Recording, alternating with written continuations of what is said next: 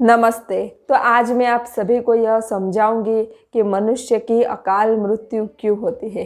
कई सारे मनुष्य जिनकी उम्र छोटी होती है और उनकी मौत एक्सीडेंट में हो जाती है। कई सारे मनुष्य नदी में नहा रहे होते हैं और उनकी मौत नदी में डूब करके हो जाती है। कितने सारे मनुष्य की मौत सागर किनारे डूब करके हो जाती है।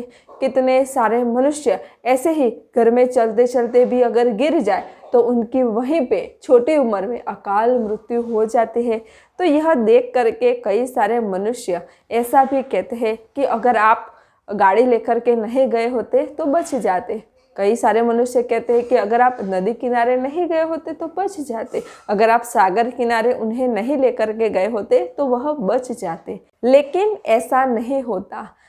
आपके जीवन में जो कुछ भी हो रहा है ना, वह आपके कर्मों के हिसाब से ही हो रहा है। अगर आप वहाँ गए और आपकी मृत्यु हुई तो वह आपके कर्मों के कारण ही हुई है। अगर कोई नदी किनारे गया और वहाँ वह डूब गया तो वह उसके कर्मों के कारण ही हुआ। यानी कर्म की गति बहुत न्यारी है, बहुत गहन है। कर्मों के हिसाब से ही आपका जीवन चल रहा है। आपके जीवन में जितने भी व्यक्ति आपके संपर्क में है वह भी आपके कर्मों के हिसाब से ही है। यानी मनुष्य की जो मृत्यु होती है, जो उसका समय होता है, वह निश्चित होता है कि इस समय पे, इस स्थान पे इसकी मृत्यु होगी। यानी यह सब कर्मों का खेल होता है। कर्मों के हिसाब से ही ऐसी मृत्युएं, ऐसी अकाल मृत्यु होती है।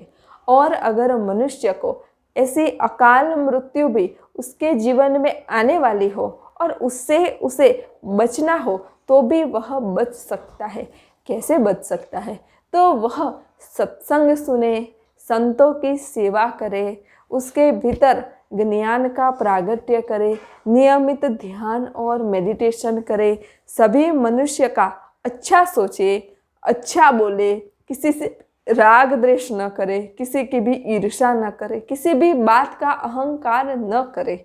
ऐसा करने से उसका जो पुण्य कर्म होता है वह बढ़ने लगता है।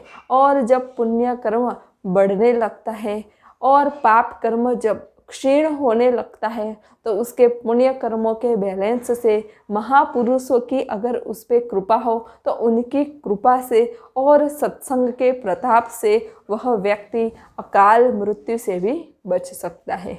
जो सच्चे हृदय से परमात्मा का भजन करता है, परमात्मा की भक्ति करता है, सत्संग करता है, सच्चे हृदय से सद्गुरु की सेवा करता है और सबका अच्छा ही सोचता है, सबका कल्याण हो ऐसी ही उसके भीतर भावना होती है, तो उसकी कभी भी अकाल मृत्यु नहीं होती। तो यह मैंने आप सभी को समझाया कि अकाल मृत्यु क्यों होती है और अकाल मृत्यु से बचने के कुछ उपाय। नमस्ते। सब घटवासी परमात्मा को प्रणाम।